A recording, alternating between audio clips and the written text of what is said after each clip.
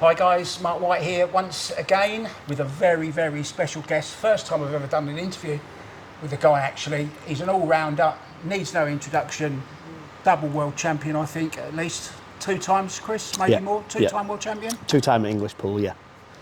Chris Melling. How you doing, Chris? Yeah, good, yeah. Glad to be over back in Thailand again. I think it's probably my 5th time in 12 months that I've been here, so love coming here. Obviously the weather's great, get to play a lot of pool tournaments and great place to be. I know you do a lot of exhibitions here as well, but that's not the main reason you're here this time. The reason we're sat down here, yesterday I saw an announcement that you had left QTech, a company that you've been with for quite some time, had a great time with them, won a lot of stuff as well while you were with them. So obviously thank you very much to QTech, but it's now welcome to the J Flowers team. Yeah, and first and foremost, I've got to thank QTech for everything they've done.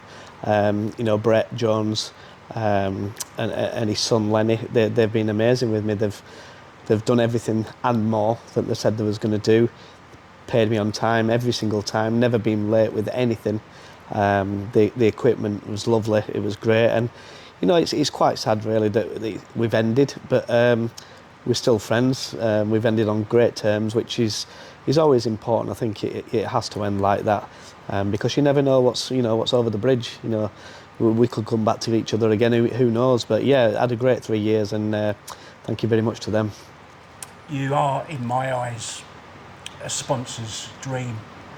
You play all the different cue sports. You play English 8-ball, you play Ultimate Pool America, snooker, where you started. Actually, I've got a question about snooker, if you don't mind me asking. Why didn't you stick with snooker? Was it purely a monetary thing? Was it lack of love for the game? Was it that you loved pool more? Tell us why and how you made the transition. I think a lot of it was obviously when I was young I played snooker and pool all the time, practiced it 8 to 10 hours a day, every single day from being 9 years old till roughly about 23, 24 years old. So I played everything, but I got on the main snooker tour 3 times, and especially the 3rd time I beat a lot of top players, but I lost to players who I thought I should beat, but I wasn't dedicated enough. You know, I used to play 8 to 10 hours a day, and back then I was probably playing maybe 1 or 2 hours a day, which it isn't good enough. And you know, I'm not going to sit here and lie and say I was unlucky, this, that and the other. I literally was, I just wasn't dedicated enough, that's all it was. I was earning a good living playing pool, and I couldn't really chance throwing all that away on what if I made it at snooker. And you know, don't get me wrong, people have seen me from a young age playing, and they've seen me knock loads of 147s in, loads of century breaks in, and I was doing it on a regular basis, but it's not about that, it's about doing it in competition, and the only way you do that is to put the practice in, and it didn't happen. Interesting. A question from a viewer. I've been sharing your new YouTube channel, which we'll get to a little bit in a little while. Love the channel, by the way. I think it's great. I love the way that you don't edit it too much. You know, if you miss, that's it. You're not one of these people that you never miss, you know, and it looks like one continuous rack. I loved watching that. We're going to get back to that very, very soon. But I have a question from a guy called Ronnie Bubble, who came on my Facebook after I shared your YouTube channel actually, and he wanted to know, do you ever play straight pool, and have you always had the really long backswing in your cue arm? Yeah, I've always had the really long backswing. I think that goes back to when I was young again, watching the likes of Jimmy White and players like who was my hero, and luckily he's become a good friend of mine as Jimmy. So when you watch Jimmy play, he always hit the bottom of the ball. He had a pretty, it wasn't like an extreme long backswing, but when I was young, when I played snooker, when I was putting the black and going into the pack of reds, they never split because the tables were slow. So you had to power straight through. Back in the day, right? And you had to power through the ball, so you'd have to go in 3 or 4 times. And I think that's a lot of where my backswing comes back, where it's from. Obviously, I've got a hell of a lot of cue power, and I think that's the reason behind it all. But yeah, I mean, I think it's just one of them things growing up that it just happened like that. And going back to obviously the straight pool question, I've probably played straight pool 4 times in my entire life. And Really? and I actually won the Derby City Classic with a cue from Predator that I'd never used. I picked it up at the Derby City Classic. I broke the world record the Derby City record. I think it was 260 odd balls or something, and I broke it with 278, I think it was, the second day. And then I actually won the tournament. I beat the late great Mika Immonen in the final. Funny you mention him. That was going to be my next subject.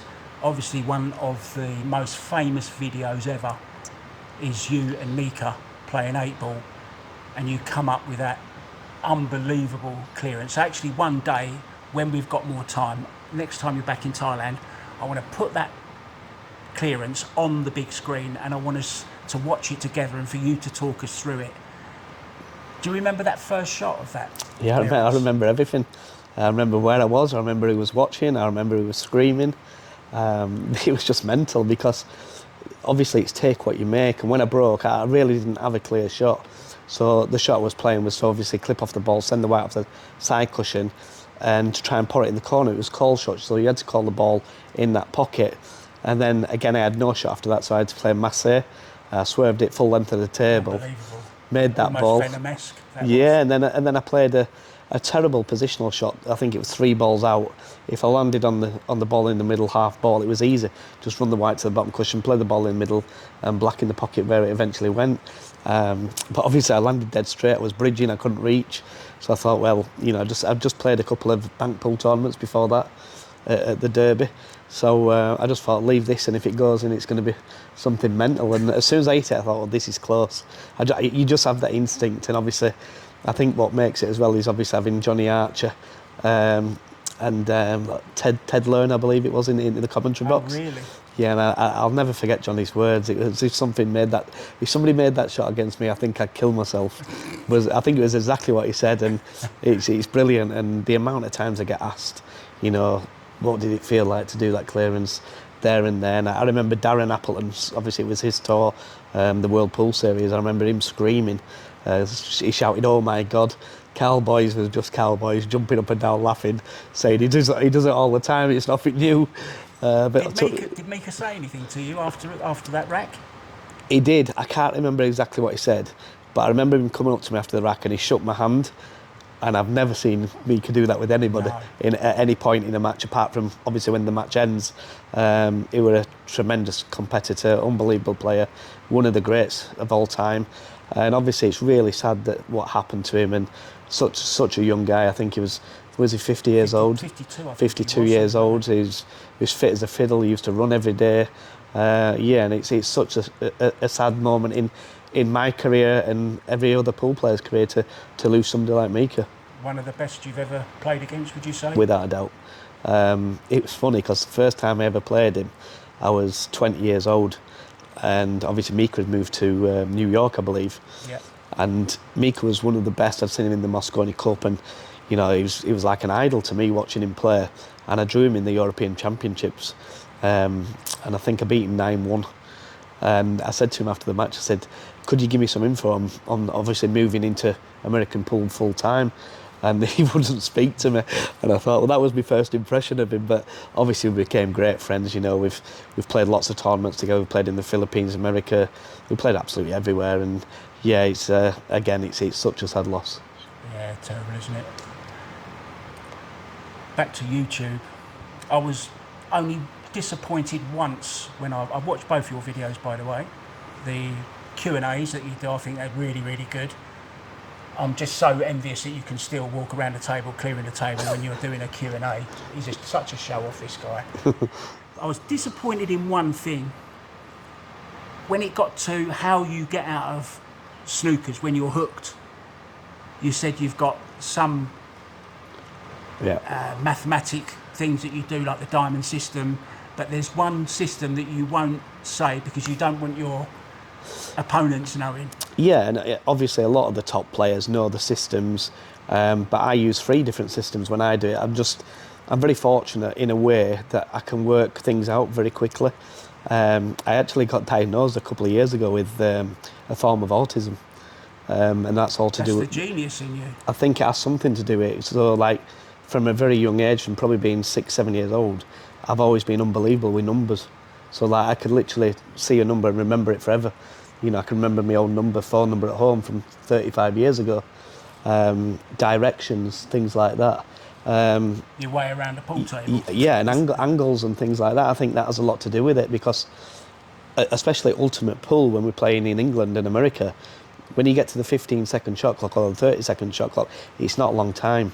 So to see the pattern that quick is a massive advantage. I feel very fortunate in a way that obviously I can do that. So there's a parallel shift, the diamond system. Obviously, you can't use diamond system in snooker. I'm sure snooker must have given you a big head start. You can actually use it. You just got to visualise where the diamonds are. Right. Which is what I do. Don't tell me you can do that as well. Yeah, I can do that, yeah. Really? Yeah, honestly, I was so surprised, which was when I watched your YouTube channel, how quickly you actually saw the pattern. Yeah, and a lot of that... Did you really see it that quick? Yeah. No editing, you just saw it that quick? I see it that quick. It's happened a lot of times, and I think a lot of that comes down to the players that I used to practice with, and again, from being a young age. I mean, the local players that I used to play, I've got to give a big shout out to one of my friends who passed away 3 days ago, Tim Pearson. Fortunately lost a battle. I think he had cancer. I didn't even know he had it. No, your next door neighbour? No. And he taught me and practiced with me from being 9-10 years old to probably being 25. And then he moved away and we kept in touch, but obviously we didn't practice as much then, and the likes of Glenn Pilkington and players like that who owns Pilkey's where I practice, they've been great with me, giving me free practice for 25, 30 years. So, you know, I have to say a big thank you to them. But yeah, when obviously you're learning these things, you're learning your trade, and then I had the likes of Mick Hill and Darren Appleton to practice with. It didn't come any bit bigger or better.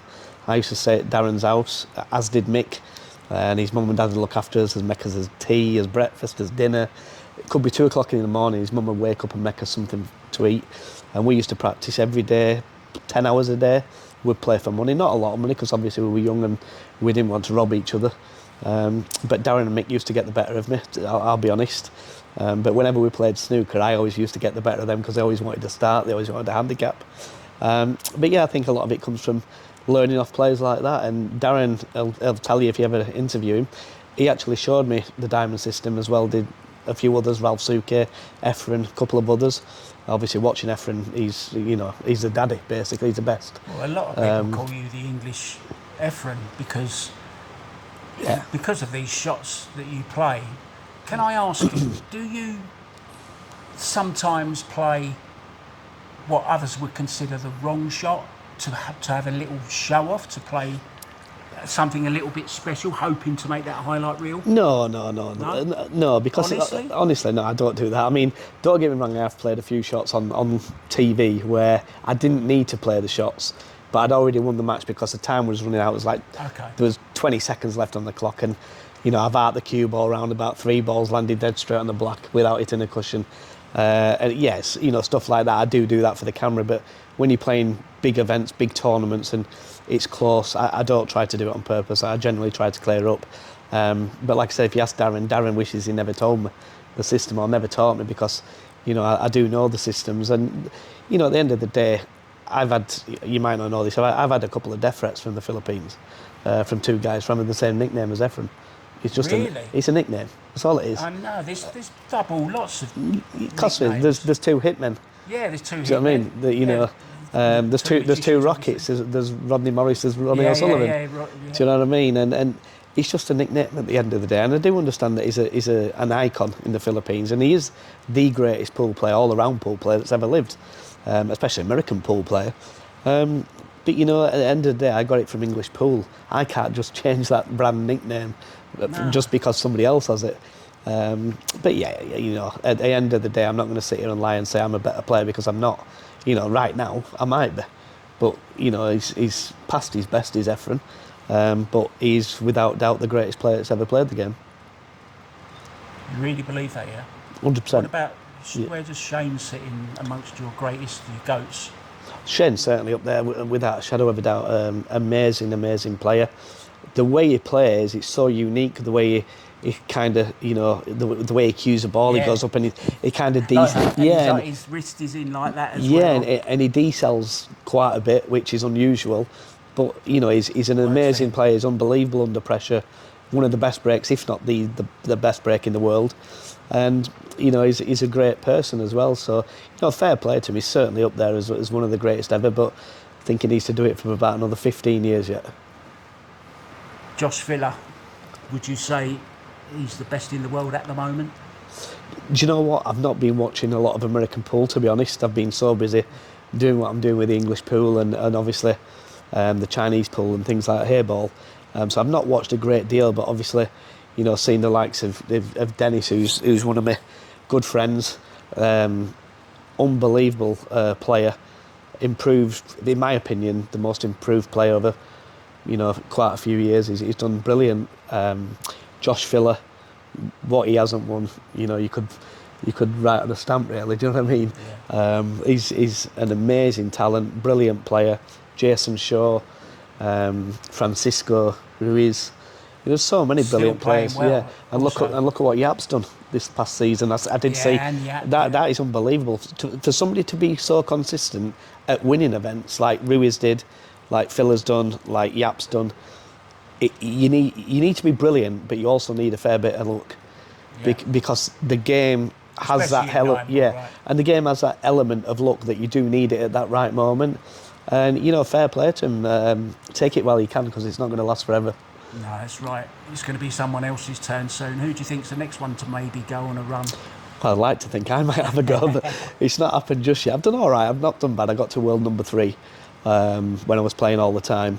But obviously, I'm signing a new deal. The cues are great. I've only played maybe 30 shots with the cues. So you're using the SMO, obviously, the 12.5? 12.5 SMO. Okay. Never used it in my life. What tip are you going to have on it? I'm going to play with the one that's on it, whatever that is. Town Fusion, I think they come with. Do you know what? I never look at the tips. I just think if it feels right, I'll use it. Yeah, exactly. I think you can look into things a lot with equipment, where the weight, the length, things like. I just think if it feels right, just use it. Don't look too much into what make it is, if it's worth £1 million or whether it's £1. Who is, of course, with Jay Flowers as well. He doesn't even play with the SMO. He plays with the Classic. Yeah, which is kind of the lower end of the. I just think if it likes it. Yeah, I just think if it feels right to you, then use it. It doesn't matter what anybody else thinks. My old snooker with £30. Look what I've won with that. £30. You know what I mean? So it's what you get used to, and like I said, I've signed this new deal now for the next 3 years with Jay Flowers. So I'm looking forward to the future. I think the cues are great. Like I said, I've only played maybe 20, 30 shots, but I could just tell using it. It went where it was supposed to go. When I was playing with spin, it was going where I thought it would go. And that's really important when you play an American pool, because you do spin so many shots. Yeah. So to feel that originally, when I first picked the cue up, I thought, this is nice. I don't even want to see another cue. That's the one. And of course, let's hope you win plenty and you will be a knight in not shining armour, but Q Armour. I see also a new sponsor. Yeah, also signed with Q Armour.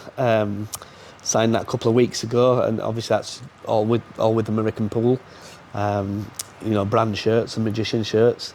So yeah, we're going to be doing a lot of exhibitions. We're going to be selling the shirts online, gloves, and things like that, towels. So yeah, I think it'll go quite well. And I have to thank. Obviously the guys for getting me involved, really. When's the next time, or when's the first time actually we're going to see you use your new cue? Have you got any 9-ball tournaments lined up at all? I have.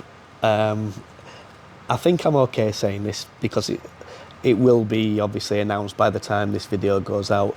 I've actually been picked for the Premier League pool in Miami. Which, well done. Yeah, I didn't expect it.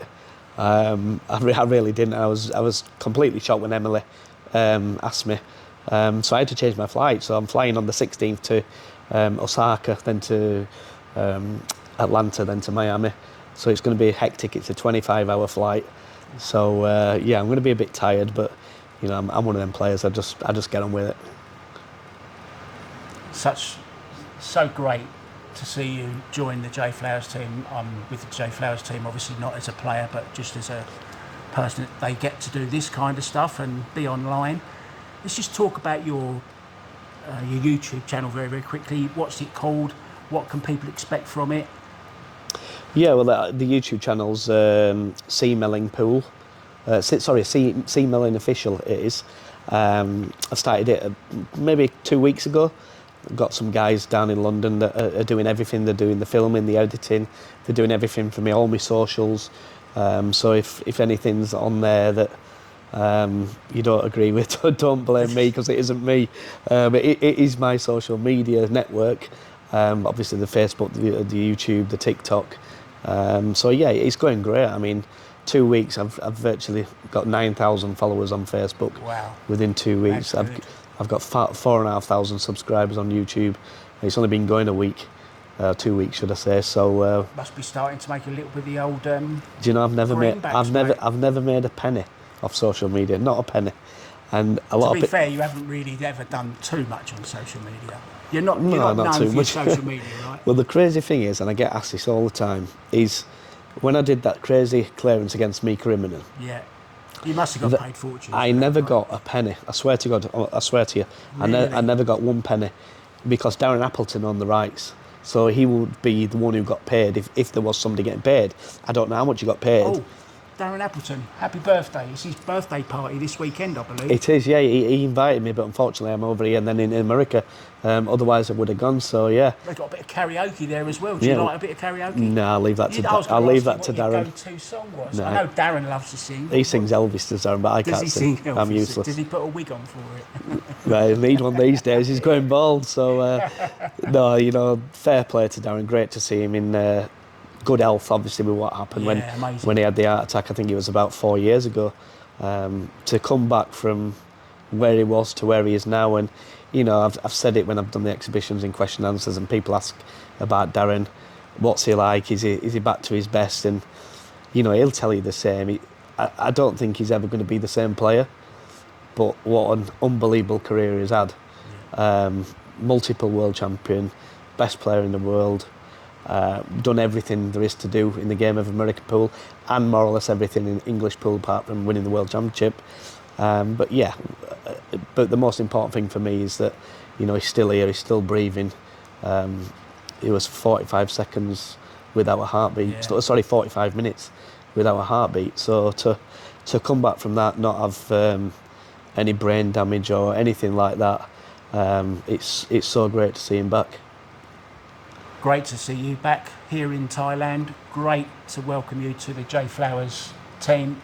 Honestly, it's a real honour to have a player of your stature with us. Not just J Flowers Qs, but of course Q Armour as well. Chris, all the best, safe travels, and Cheers. Good luck at the Premier League pool. I'll be looking out for a few of them special escapes, and I'm going to try and work out that system that you won't. Yeah, I'll try. Cheers, Cheers, Chris. mate. Cheers, mate. Thanks, Thank you. guys. See you next time. Cheers, mate. Okay, it's warm, isn't it?